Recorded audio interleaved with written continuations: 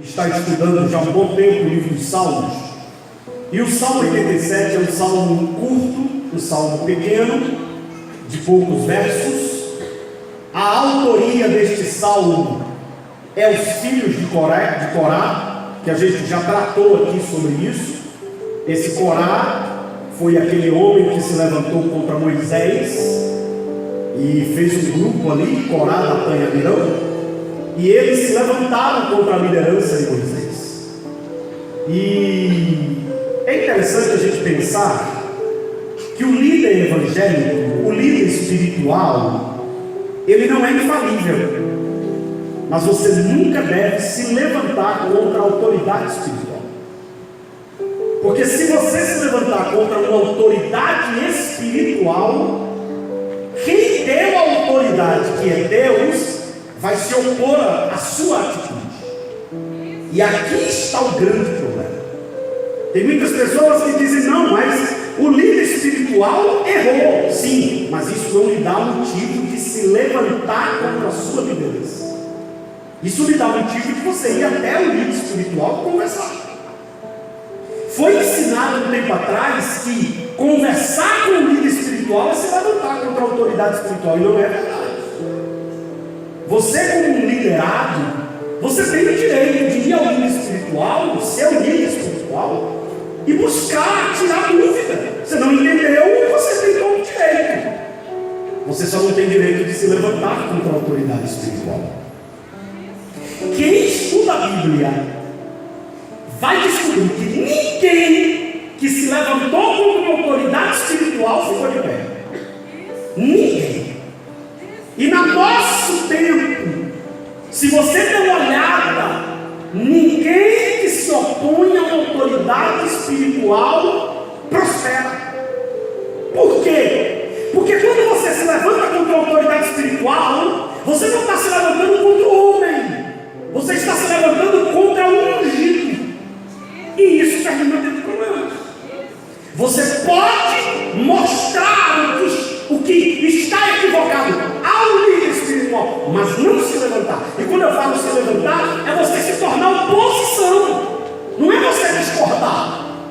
Porque tem uma máxima que toda unanimidade é burra. Não significa dizer que você tem que ficar ali, esse senhor, lagartixa, né? Porque tem líder espiritual também que gosta que as pessoas sejam lagartixas. É só balançar a cabeça, sim senhor. Não, você é um ser humano, você é um ser pensante. E olha para mim, você tem todo o direito de discordar da autoridade espiritual. O que você não tem direito é de se levantar contra essa autoridade espiritual. A Bíblia Sagrada diz que Datã e Corá se levantaram contra a autoridade espiritual de Moisés. E olhem para mim, a Bíblia fala que a irmã de Moisés se levantou contra a autoridade espiritual dele. A própria irmã de sangue se levantou contra a autoridade espiritual dele. E a Bíblia diz que ela ficou leprosa por essa atitude. Olha para mim, a autoridade espiritual não tem irmã, a autoridade espiritual não tem mãe, a autoridade espiritual não tem esposa nem marido. A autoridade espiritual é uma unção que está sobre a vida de alguém. E é necessário ter cuidado. Então, existem pessoas que não prestam atenção ainda. Olhem para mim, quando você vê alguém se levantando contra uma autoridade espiritual, eu vou dar um conselho: sai de perto, cai fora, não aceita na tua casa, está levando uma maldição para a tua casa, não se contamine. A Bíblia diz que a terra abriu a boca, olha, a Bíblia fala que a terra abriu a boca, né? Ou seja, a terra, ela abriu uma valeta ou um espaço e engoliu quem se levantou contra a autoridade de Moisés. Miriam ficou leprosa. Se alguém chegar perto de você querendo te falar de uma autoridade espiritual, diga para essa pessoa: tu é meu amigo, mas eu não te aceito aqui, porque tu vai trazer problema para minha vida. Diga para essa pessoa: você não é corajoso? Você não é corajosa? Vá à autoridade espiritual e se acerte. diga seu problema. Porque é muito fácil falar pelas costas. O difícil é olhar e dizer: eu gostaria de uma explicação. Tem muita gente leproso no meio da obra, porque tocou em quem não era para tocar. Pegue na mão do seu irmão e diga para ele assim: seja quem for, chegou perto de você, tocando em autoridade espiritual, se você tiver um pouquinho de juízo, bote para correr. Você sabe qual é o problema? A gente quer ser educado com quem não é para ser, e deixa de ser fiel a Deus para ser educado a algumas pessoas. Corá morreu porque se opôs, se levantou contra a autoridade espiritual. Olhe para mim, a autoridade espiritual sobre este rebanho é o pastor da igreja. O pastor da igreja pode falar coisas que você não gosta. O pastor da igreja pode ter uma atitude que você não gosta. Você tem todo o direito de não gostar. O que você não tem direito é ficar falando, é se opor, é tentar atrapalhar, é não ajudar, é falar com um com o outro, porque você está sendo usado por alguém que não é Deus. Quando você faz uma atitude dessa, você está dando lugar a quem é oposição à obra de Deus. Não é que a autoridade espiritual é intocável, é que a autoridade espiritual tem alguém que tem um controle e ciúme da unção. Deus, quando dispensa a unção a alguém, Deus disse para Abraão: olhe para mim, escute aqui, olhe para mim. Não está na hora de orar esse de olho fechado, nem de acender celular, nem de copiar, está na hora de você ouvir a palavra. Então olhe para mim, preste atenção. Deus, quando chama Abraão, diz assim: eu abençoo os que te abençoaram, e os que te amaldiçoarem, eu amaldiçoo. E é necessário a gente prestar atenção nisso. Não permita que você tenha uma experiência dolorosa para perceber. Seja inteligente de ouvir a palavra e dizer: peraí, ó, Deus está me falando, Deus está me advertindo. Bota para correr. Pastor, mas é uma pessoa que eu respeito. Passe a não respeitar, porque a Bíblia diz que eu não posso respeitar quem não está de acordo com a palavra. A Bíblia manda eu não respeitar quem não se submete à palavra. Quando eu respeito alguém que não está debaixo da palavra, eu estou sendo contra Deus. É como se eu estivesse dizendo: eu prefiro honrar alguém do que eu sou.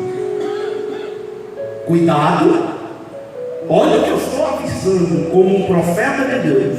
Cuidado para a maldição não chegar na tua vida e na tua casa, por você aceitar pessoas perto de você ou na tua casa, tocando na unção do ungido.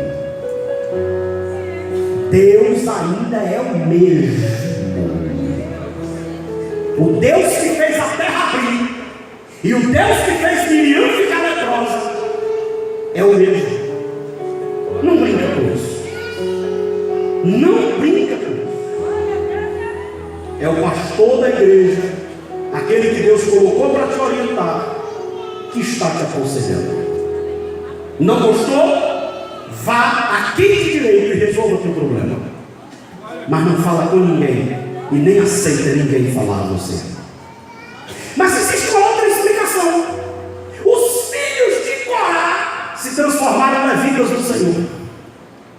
A maldição hereditária, ela só tem poder para quem não está debaixo do sangue de Jesus Cristo. Não, pastor, mas meu pai foi terrível e eu sou assim por causa do meu pai. Engano meu. A bênção de Deus está sobre a tua vida e a maldição da tua casa, da tua família não tem poder sobre você. Diga comigo: os filhos de Corá eram levitas, mesmo que o pai deles foi rebelde. A gente precisa ter cuidado com isso, porque senão você se submete a uma maldição que você não tem mais necessidade de estar. E você sabia que tem gente que não está debaixo de maldição. Ele botou na cabeça que está. E ele vive como se tivesse. Minha mãe foi assim, pastor. Minha mãe foi assim, é uma maldição terrível. Minha irmã também foi assim, eu vou ser assim. Não. Você está debaixo da promessa de Deus e não de nós. Por isso que tem igrejas que fazem quebra de maldição hereditária. Olha para mim. Nós não fazemos quebra de maldição hereditária. E alguém pode perguntar, pastor, e não existe maldição hereditária? Existe. E por que a igreja Assembleia de Deus não faz? Porque nós entendemos que no dia que você aceitou Jesus como Salvador, toda maldição, todo pacto, todo problema foi quebrado e você entrou em uma nova dispensação. Eu não preciso mais quebrar a maldição sobre você, porque a cruz já fez isso no dia que você se rendeu à cruz. Por isso que Paulo diz em Romanos capítulo 8, agora, nenhuma condenação há para quem está em Cristo. Pronto, você está em Cristo Jesus, não tem mais nenhuma maldição. Diga para o seu irmão, não existe mais maldição sobre você.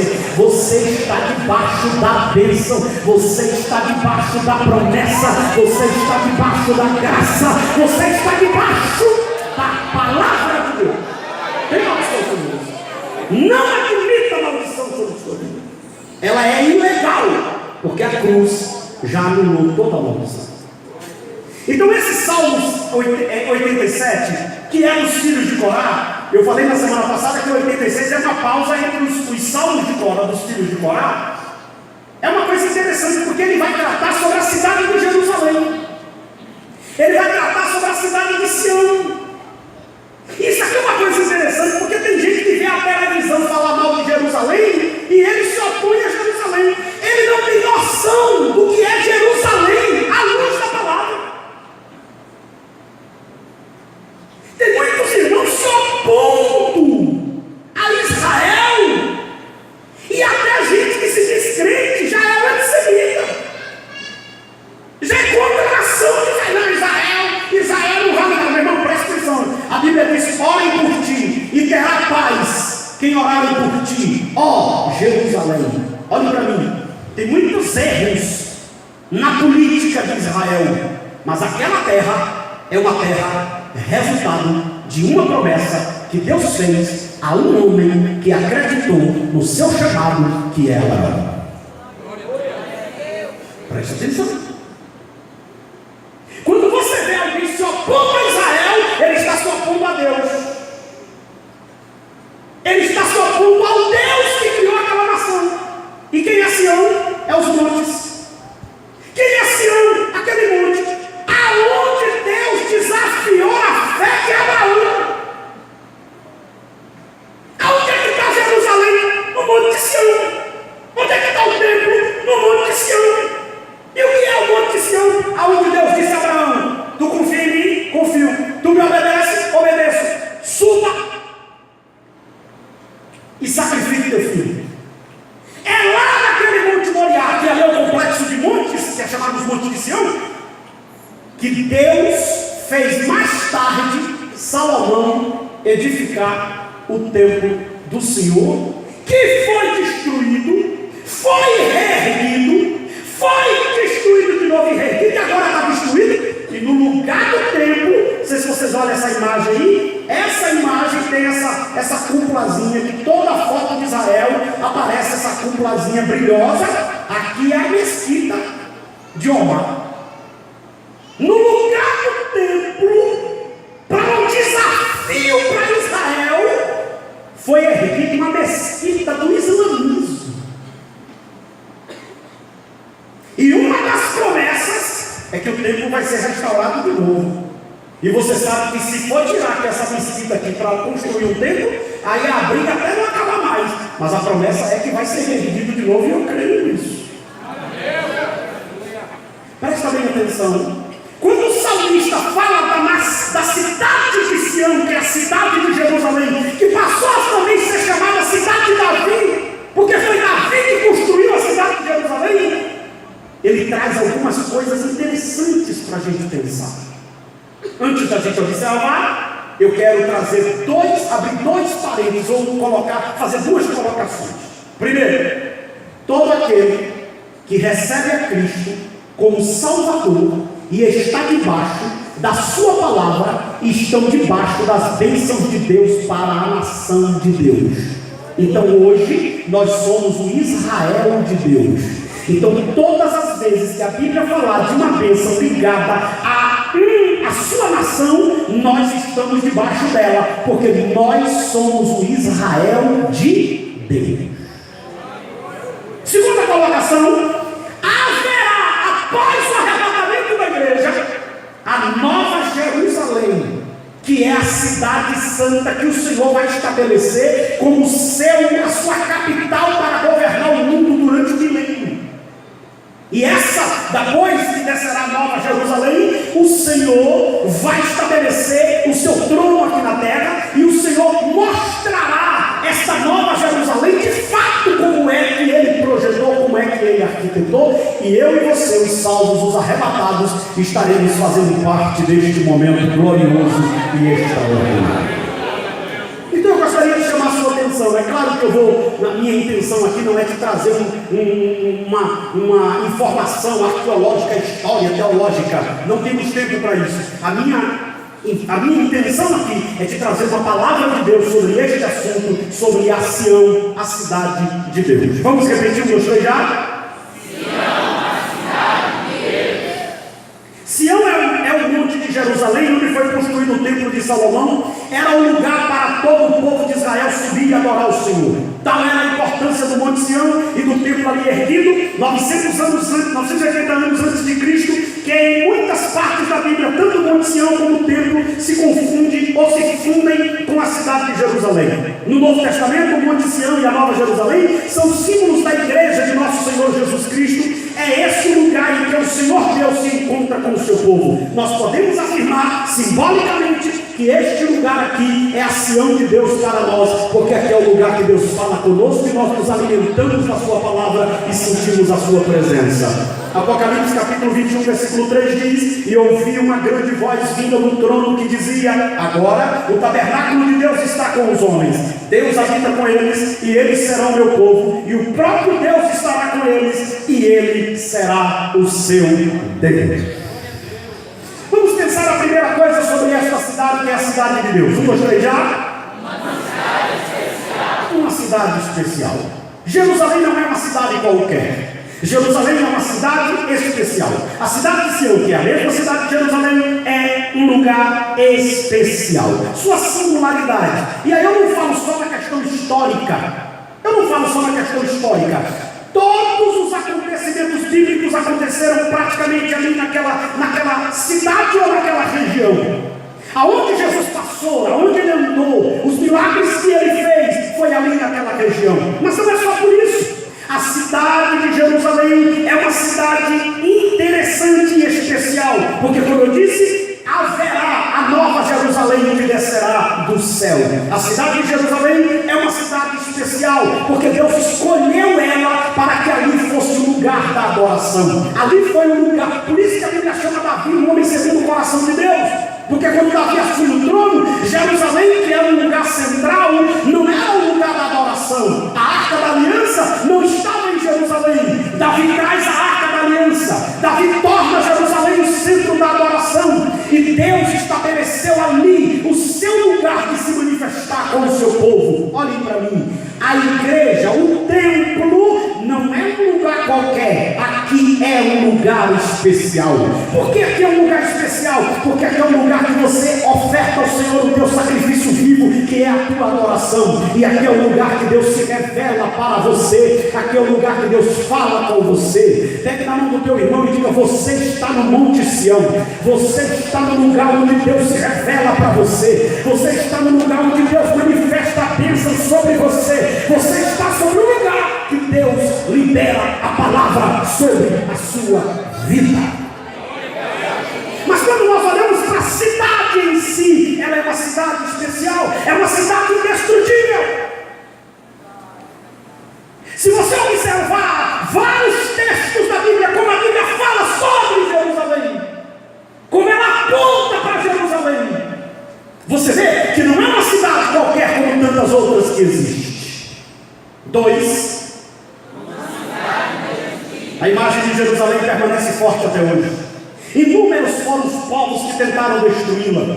Dos que me lembro cito os caldeus, os assírios, os persas, os gregos, os romanos, só para citar os povos do mundo antigo. Contudo, ela permanece inteira até os nossos dias. É sem dúvida uma obra de Deus desenhada para um povo específico, os filhos de Abraão e de todo aquele que pela fé em Jesus tornaram co-herdeiro com Jesus Cristo nosso Senhor. É uma cidade indestrutível. Se os irmãos observar, a nação de Israel é menor do que o estado da Bahia. A nação inteira é menor do que o estado do Brasil. Os inimigos de Israel são poderosíssimos. Israel está cercada de inimigos. Se você observar todas aquelas regiões, o Egito, o Irã, o Iraque e tantas aquelas grandes cidades que têm raiva e ódio de Israel, os iranianos, se eles pudessem, eles riscavam Israel do mapa. Só que não pode. Por que não pode? Porque Israel não é uma cidade qualquer. É uma cidade que está debaixo da palavra de Deus, da promessa de Deus, da obediência de Deus. Olha para mim, se o diabo pudesse, já tinha te riscado do mapa, já tinha acabado com a tua vida e já tinha destruído a tua história. Mas você, como a cidade de Jerusalém, porque a Bíblia diz que nós somos como os montes de Sião, que não se abala, mas permanece para sempre. Por que Satanás não te destrói?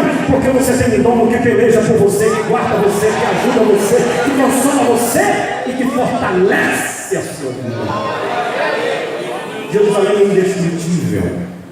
Eu aconselho você começar a estudar sobre esta terra.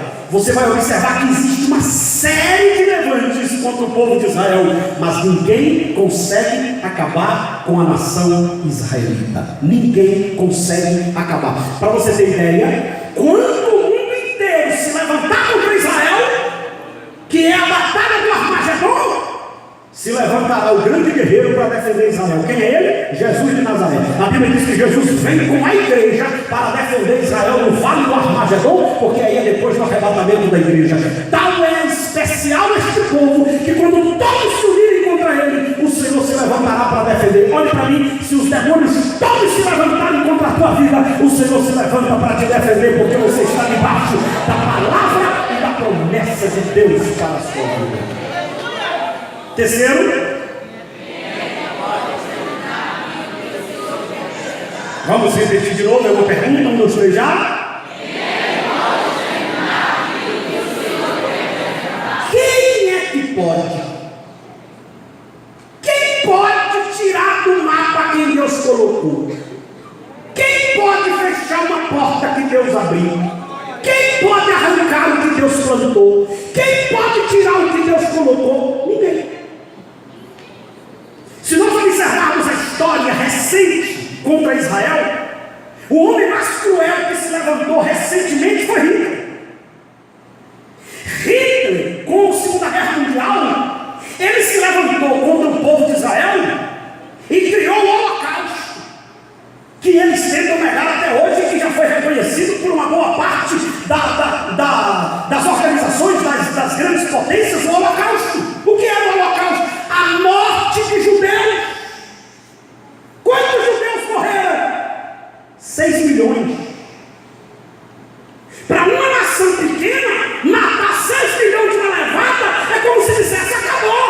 Acabou nada, meu irmão. Israel está lá firme e forte. Quando você precisa de tecnologia para irrigação, as melhores do mundo é Israel. Quando você precisa de tecnologia na área de segurança, as melhores estratégias da área de segurança e os especialistas mais preparados não é dos Estados Unidos, é de Israel. Quando você vê alguém que está tomando um treinamento de segurança para a segurança pública, eles estão tomando uma aula e um treinamento com um israelita. Olha para mim, se Hitler se levantou e não destruiu, porque Hitler foi uma mente maligna, porém uma mente brilhante, só do lado mal, que se levantou contra a nação de Israel, botava os judeus nas câmaras de gás, ligavam o gás e matavam muitos judeus asfixiados, mas ninguém destrói aqueles que Deus preservou. Trazendo isso para nós que somos Israel de Deus, Satanás tem levantado muitos Hitlers contra a igreja. Satanás tem levantado muita gente que, se pudesse, tirava a gente da face da terra.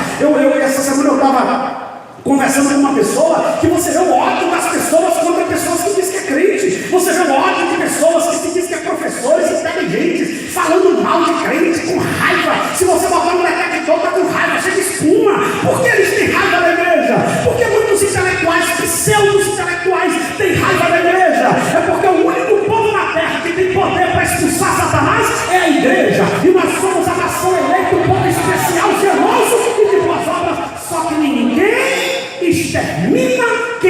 Deus quer preservar. Ninguém. E aqui é uma coisa interessante. Assim como sempre houve uma luta para exterminar Israel, há uma luta para exterminar o povo de Deus. Mas ninguém consegue. Ninguém consegue. Olha para o seu irmão e diga: ninguém consegue. Diga: você é invencível. Diga para o seu irmão: não é porque você é bom, não. É porque do teu lado está o general de guerra. Está aquele que nunca perdeu uma batalha. Está aquele que é antes de qualquer outra coisa. Porque ele diz ainda antes que houvesse dia: eu sou. E não há quem possa fazer escapar das minhas mãos, diz o Senhor, e operando eu quem? Quarto, todos virão a ti. Neste versículo fala o próprio Deus. E ele fala de Raabe, ele fala da Babilônia, fala da Filístia, fala de Tiro, fala da Etiópia. E a Bíblia é uma coisa interessante, a gente precisa ter muito cuidado, porque a Bíblia fala de uma mulher chamada uma prostituta lá em Jericó, chamada Raabe. Mas esse texto aqui, essa Raabe aqui não é a prostituta de Jericó, que se converteu e guardou os espias. Esse Raabe aqui é um nome simbólico para o Egito. E isso traz uma conotação negativa, porque fala de arrogância dos egípcios. Se os irmãos observarem, a nação egípcia sempre foi orgulhosa. Sempre foi, porque foi eles que dominou o povo de Israel no maior período de escravidão foi no Egito. A Bíblia diz: virão a ti, vão ter que vir a ti. Isso aqui é uma coisa interessante, que eu vou dar a explicação da lógica do texto e da simbologia que ele representa. Deus está dizendo o seguinte: entre muitos que vinham a Sião para adorar o Senhor, estava gente do Egito, Babilônia, Filístia, Tiro e Etiópia. Olhe para mim. Gente que era inimigo do povo de Deus, agora estava vindo para Jerusalém para adorar, para reconhecer que o Deus de Israel é Deus. Se prepare e preste atenção para a palavra que eu tenho para você esta noite. Tem muita gente que nunca gostou da igreja. Tem muita gente que xingava pastor de ladrão, chamava crente de besta. Mas virão aqui e adorarão ao Senhor. Gente que passou na porta de nada, vai ser um bocado espalhado, ser um bocado de otário, ficar enganando o pastor. Virão, e Deus tem suas formas de trazer, e Deus tem suas formas de tratar. Tem uns que vai vir com as perninhas, tem uns que vem carregado, tem uns que vem porque quer, tem uns que vem sem querer. É por livre espontânea pressão, é por amor, é pela dor que alguns vêm, mas para provar que o Deus dessa igreja é Deus, até quem não queria vem para ouvir,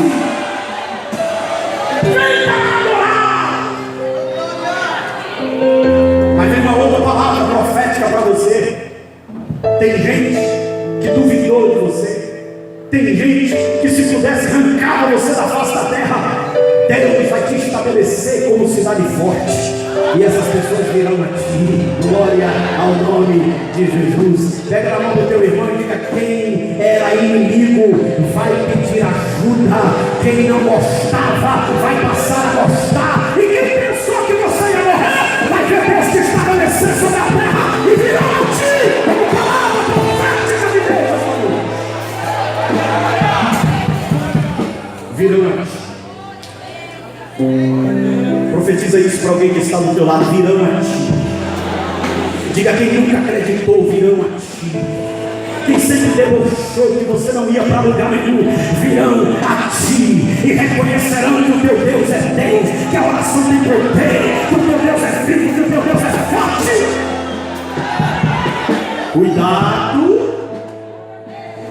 para não ficar: vai receber, né? Não.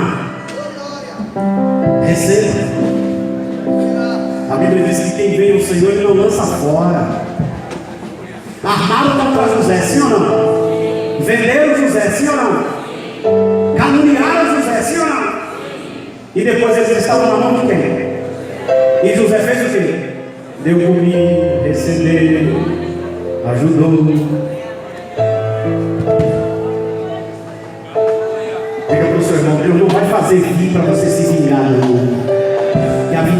pertence a Ele.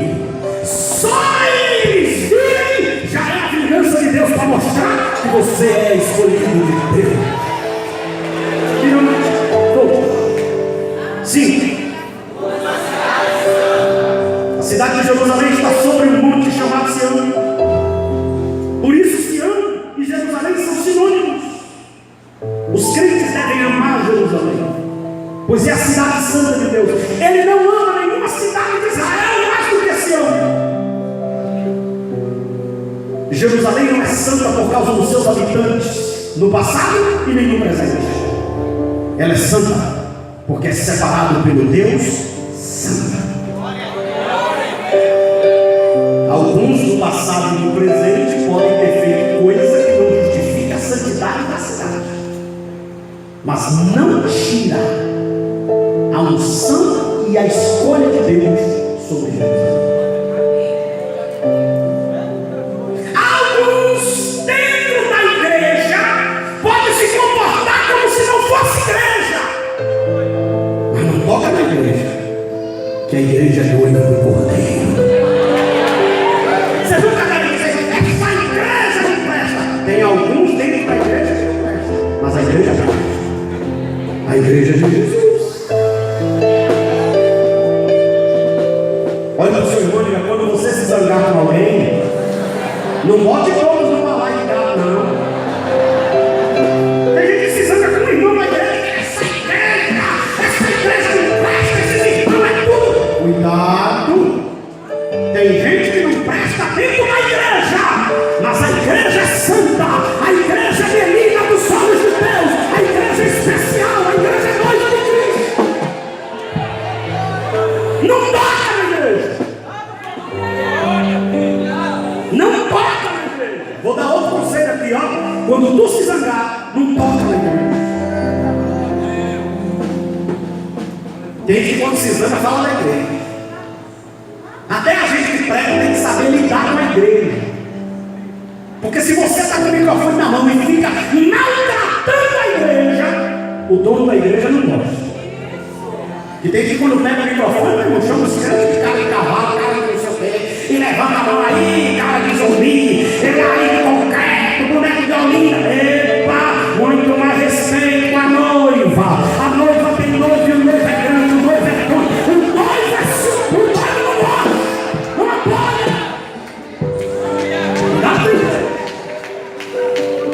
Olha que Deus está tratando algumas coisas especiais aqui hoje. Não toca na noiva, que o noivo não vai tocar. Pode ter alguém dentro dizendo que é igreja e não é igreja. Mas cuidado com essas palavras, a igreja. Opa! A igreja é santa. Antigamente os irmãos se cumprimentavam assim: eu cumprimento a santa igreja com a paz do Senhor. A igreja é santa.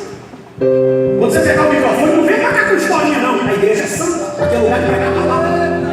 Quando você for cantar, não vem assim exigir, não. A igreja é santa, aquele lugar de adorar. Quando você vier no templo, a igreja é santa, não venha conversar, não. Aquele lugar de ser orientado pela palavra, aquele lugar de ser tratado pela palavra. Cuidado. Você sabia, olha para mim, que uma coisa que é bênção pode se transformar em maldição de acordo com como você usa? Por exemplo, a ceia é bênção, mas quando você come sem condição, a Bíblia diz que ela se torna maldição. Aqui é um lugar de bênção. Olha para mim. Aqui é um lugar do doente ficar curado. Aqui é um lugar do fraco ficar forte. Aqui é um lugar do caído se levantar. Mas aqui também pode se tornar problema para alguns. Por quê? Porque tem gente que chega na igreja e não respeita a igreja. E fala, e murmura, e critica, e zomba, e levanta, e vai embora, e não ouve, e aqui de celular, e máscara chiclete, e atrapalha até que vem adorar. A pior coisa do mundo é você ficar perto de alguém que não está na mesma sintonia. Tem que murmura o mundo todo. E Deus, quando a palavra na boca dele, fecha a cara.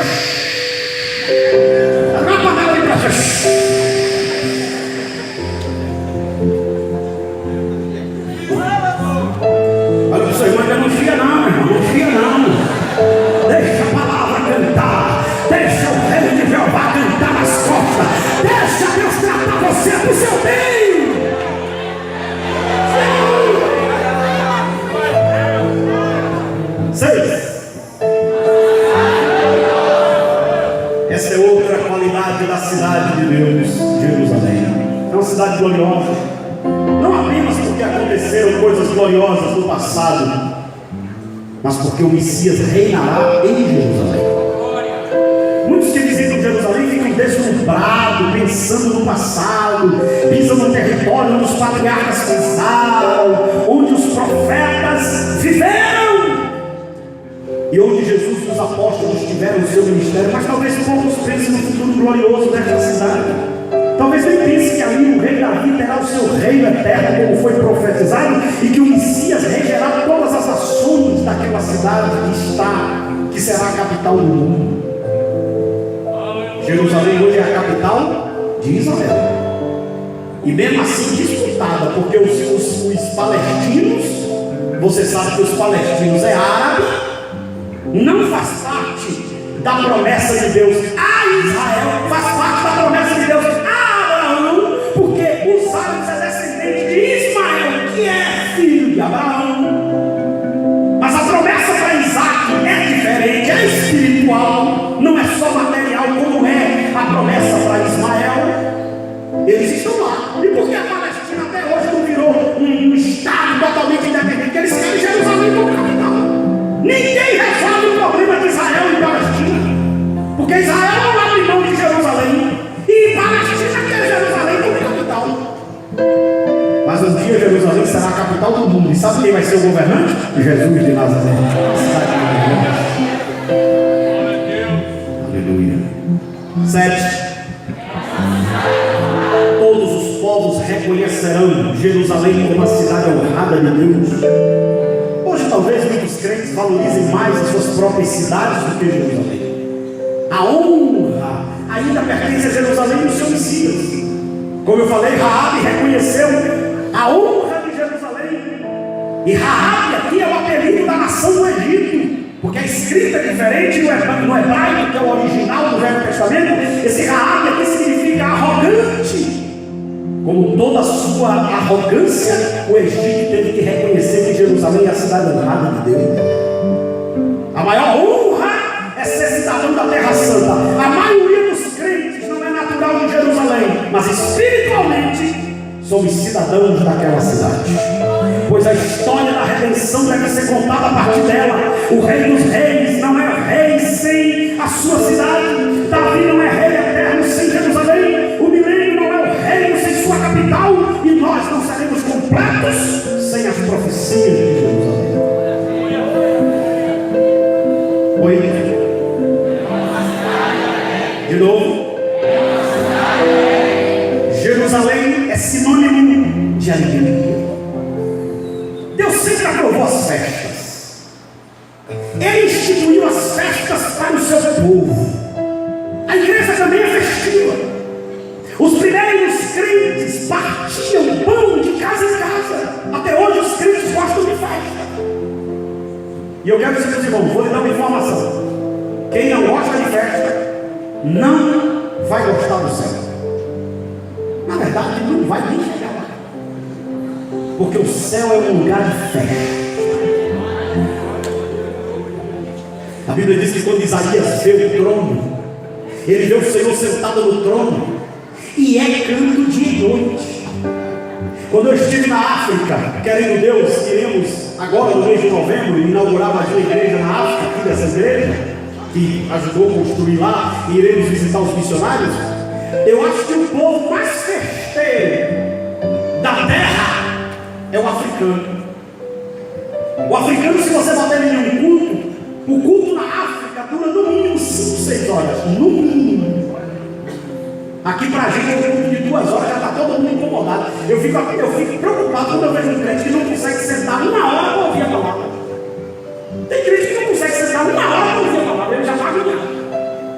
Lá em Israel, na África, tem culto que dura 7, 8, 9 horas. E olha para mim, não é igual aqui que os irmãos canta, quando chega na hora da palavra, está assim. Não, é 9 horas de festa, meu irmão. Até na hora de dizer, acabou, eles estão dançando, sapateando. Não tem piso, não tem banco, não tem ar-condicionado. E quando sapateia, só aquele poeirão terrível. E ele dança, apita, e bota apito na boca, e dança, e canta, louva ao Senhor. A Bíblia diz que no céu serafins 24 horas por dia, dizendo Kadosh, Kadosh, Kadosh. No português, Santo, Santo é o Senhor dos exércitos, e toda a terra está cheia da sua glória. Pega na mão do teu irmão e o céu é lugar de festa, meu irmão. Começa a fazer festa aqui, começa a adorar a Deus aqui, começa a celebrar aqui. Israel é um lugar de festa. E olhe para mim, quem lê a Bíblia no Antigo Testamento, as maiores festas eram as festas de Israel.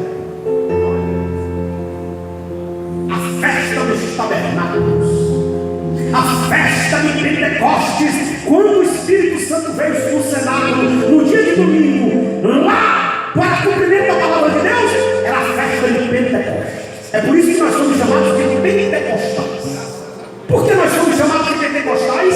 Porque nós acreditamos na evidência do batismo do Espírito Santo que aconteceu no dia de Pentecostes, que é a festa da colheita. Os irmãos plantavam e traziam suas colheitas para Deus e agradeciam e louvavam, e aquela festa durava vários e vários dias. Às vezes a gente está tão triste na casa de Deus, mas Deus é um Deus de alegria. Amém, meus irmãos? Eu só fico triste até não chegar na presença de Deus. Eu posso estar doente, eu posso estar zangado, eu posso estar como for, mas se eu cheguei na presença de Deus, aí eu sinto a alegria de Deus invadindo a minha alma. Aí alguém pode dizer assim: eu encontrei um pastor ali até meio assim, mas lá no púlpito ele é diferente. É, meu irmão, aqui é o lugar da realização. Não tem como você ficar triste na presença de Deus. Se tu consegue ficar triste na presença de Deus, Deus saiu de você.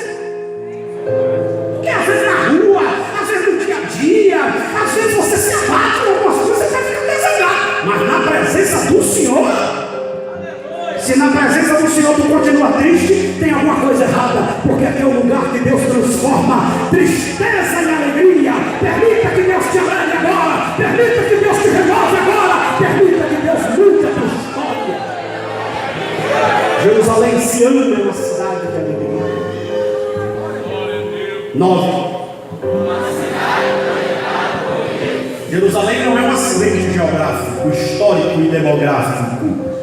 Sua fundação como sede do trono israelita, sobre o qual reinaram Davi e sua dinastia monárquica, é o local do templo que marcava a habitação do Senhor no meio de Israel. É resultado da indicação do próprio Deus, que primeiro guiou Abraão ao Monte Moriá para sacrificar seu filho, depois designou tal monte como local escolhido para ser adorado, conforme 2 Crônicas, capítulo 3, versículo 1. Começou Salomão a edificar a casa do Senhor em Jerusalém, no Monte Moriá, onde o Senhor aparecera a Davi, seu pai, lugar que Davi tinha designado na eira de Ornã, o Jebuseu. Ele certamente amou o povo que escolheu, fez a diferença entre suas cidades. Olhe para mim, você não é resultado de um erro, você não é resultado de uma tragédia. Eu digo sempre que teu pai pode não ter te planejado, mas Deus planejou você. Tua mãe pode ter te contado dizendo: ei, meu filho, você esqueceu de tomar o remédio, preservativo furou, você destruiu minha vida. Aí você diz para ela: é, mamãe, eu não estava nos seus planos, mas no plano de Deus eu já existia. Eu faço parte de um projeto estabelecido por Deus. Amém? Eu acho interessante que Davi caiu com Batseba. Batseba foi a mulher que fez Davi pecar. Ou Davi viu em Batseba o que não deveria ver. Interessante. Mas quem substituiu Davi no trono foi o filho de Batseba. Tem gente que pensa que Deus não está no controle até de situações que parecem ser erros. Não, pastor, eu fui um fruto de um pecado. Meu pai era casado, encontrou minha mãe e foi lá e eu nasci. Pode até ter acontecido isso aí, mas no plano de Deus você estava para acontecer, para chegar. você não é acidente. No plano de Deus, você é escolhido dele para fazer uma obra extraordinária por ele. Quem acredita? Levanta a mão da mão. 10. A pança. O texto mostra que o pão na Bíblia representa a satisfação de todas as nossas necessidades físicas. E ele diz no texto: em Sião nunca há fome, porque sempre há provisão diária vinda de Deus. O importante é lembrar que o Senhor sempre prometeu suprir as necessidades dos seus filhos. Deixa eu falar uma coisa para os irmãos, olha para mim. Às vezes a gente pensa que Deus suprir a necessidade é a dispensa está cheia sempre. Não. A oração do Pai Nosso diz assim: o pão nosso de cada dia. A dispensa pode não estar cheia, mas Deus não tem deixado você passar fome.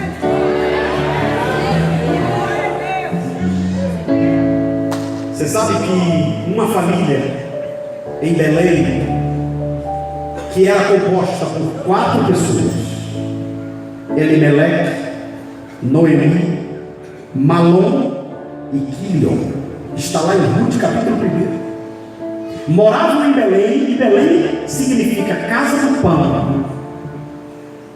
De repente houve fome em Belém e faltou pão, e eles disseram: se não tem pão aqui, vamos para Moab.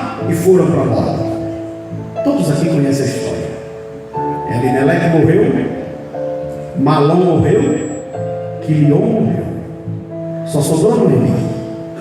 Aonde ela foi caçar pão?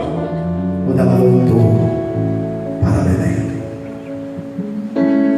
Talvez você está na casa de Deus e você não tem tudo o que você quer, mas lá fora nada que estão te oferecendo vale para você mais. Aqui é o lugar que Deus te satisfaz. Aqui é o lugar que Deus supre tuas necessidades. Mas eu não tenho tudo que eu quero. É verdade, porque talvez Deus saiba que você não tem estrutura para ter tudo que você quer.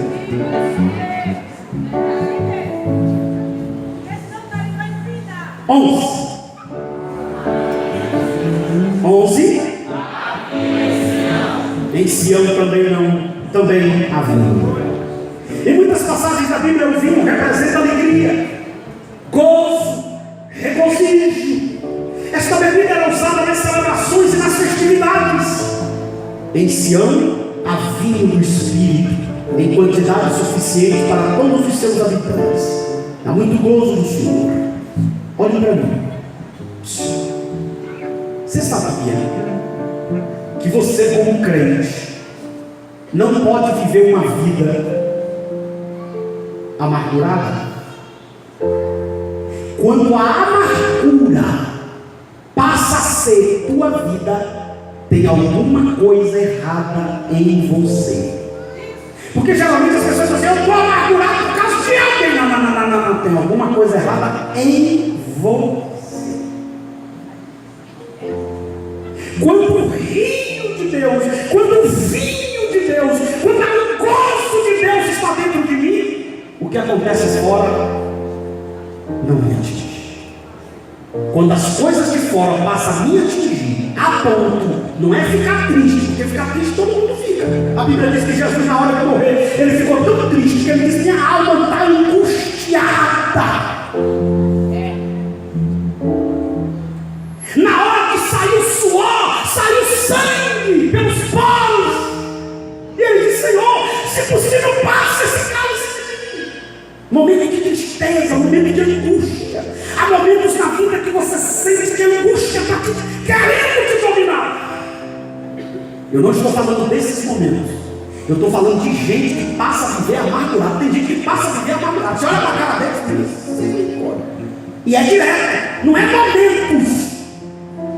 Inclusive na igreja. Porque você está vivendo um problema e lá fora você até se fechar, às vezes é um mecanismo de defesa. E às vezes você está trabalhando e você não consegue mudar as pessoas, e você às vezes se essa agonia está te destruindo até a ponto de você não louvar Deus, de você chegar na igreja e não dar um aleluia, um glória a Deus, amargurado, com raiva, tem alguma coisa errada no teu. Porque se tem uma característica de quem faz parte de Sião, é o gozo de Deus na sua alma. Tem vinho de Deus na tua vida. Pega na mão do teu irmão e já tem vinho de Deus aí, meu irmão. Se o vinho de Deus está na tua vida, tu consegue dar glória até quando não é para ter razão de glorificar. E deixa eu explicar uma coisa para os irmãos aqui. Anotem e abrem os ouvidos. Quando você vê alguém dizer, eu estou angustiado, eu estou com problema, é os outros. Ninguém tem o poder de transformar alguém que está na direção de Deus em angustiado para sempre. Ninguém. Deixa eu contar uma historinha. Jó um dia perdeu tudo, sim ou não? E só sobrou quem? A esposa. E que esposa? Uma senhora mulher, ela chegou e disse, amaldiçoa de Deus e morre. Que conselho? Não foi nem amaldiçoar Deus, foi morre. Jó disse, como uma louca faleceu. O Senhor me deu, o Senhor tomou. Bendito seja o nome do Senhor. Deixa Deus encher tua alma de alegria hoje. Um dia que eu chego na igreja, que é uma tristeza, está dominando minha vida, que eu não consigo orar, que eu não consigo sentir a presença de Deus, eu já estou confessando, Senhor, me perdoa aí, foi o que eu fiz, eu quero aceitar de novo, porque aquele lugar triste fica alegre. Olha na cara do teu irmão, vê se ele está triste aí. Faz apelo. Se ele estiver triste ainda, faz apelo para ele. Pergunta para ele, você quer aceitar Jesus, meu irmão? Se a presença de Deus não te alegra mais, tu morreu espiritualmente, porque qualquer pessoa pode te entristecer, mas a presença de Deus faz você esquecer de tudo. A presença de Deus te tira dessa órbita.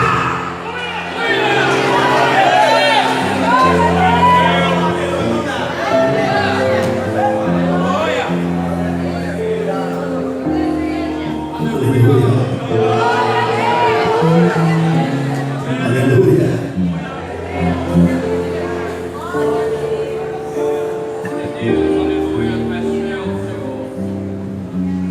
12. Em Sião há azeite. Na Bíblia existem várias aplicações para o azeite. Uma delas é a unção do Espírito Santo. Todos nós necessitamos desse derramamento do óleo em nossa vida para podermos agir no poder e na força do Espírito Santo. Precisamos de azeite. Precisamos do Espírito Santo para acender a nossa candeia, o nosso candeeiro. Precisamos estar cheios de azeite. Meu irmão, quando o azeite falta, tu pode ser os legais deste tamanho, não clareia nada. Mas se tem azeite, tu é um candeeiro deste tamanho. Alguém olha de longe e diz, está vindo uma claridade. Olha para o teu irmão e diz, não é o tamanho que faz a diferença, é o azeite. Deixa o azeite de Deus aqui que mais esta noite. 13. Como era que se media a riqueza e a prosperidade de um homem naquela época? Pela quantidade de gado que possuía. Você sabia que esse negócio de eira e beira significava a condição da pessoa? Antigamente você conhecia se a pessoa tinha dinheiro pelo telhado da casa, a eira e a beira. Quando a gente diz que fulano de tal não tem nem eira nem beira, significa que está acabado, não tem nada. Se você vai na cidade antiga, você vai ver sempre que na frente da casa tinha a eira e a beira. Era dois telhados, não fazia parte do telhado da casa, era tipo uma marquisezinha de telhado, um cima e outro embaixo. Significa que a pessoa tinha poder econômico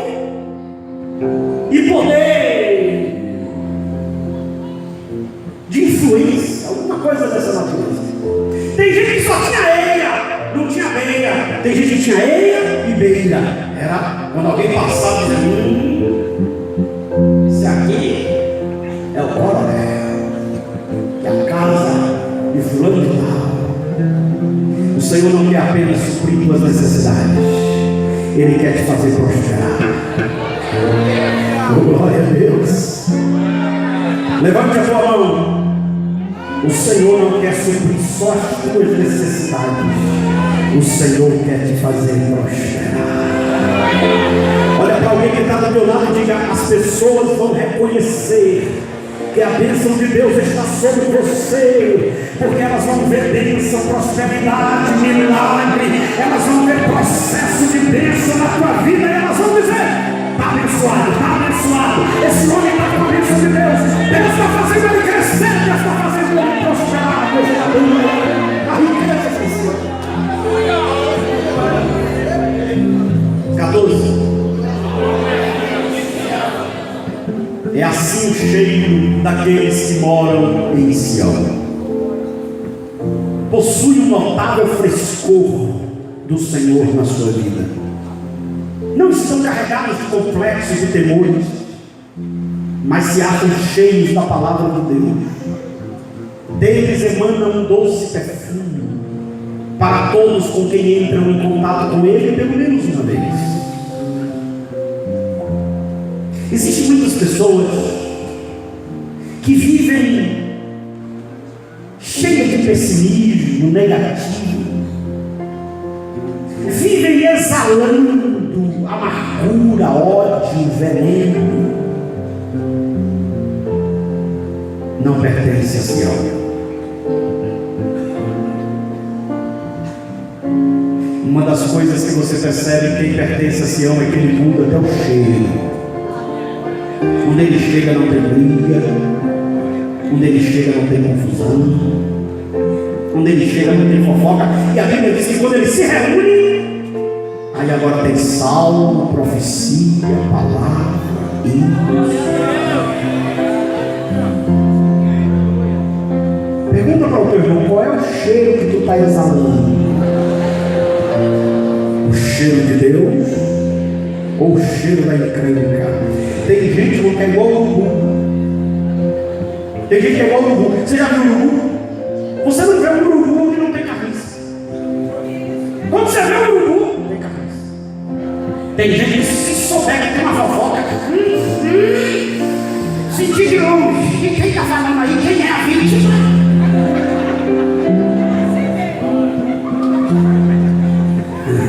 Pega na mão do teu irmão e diga: tu é de Sião.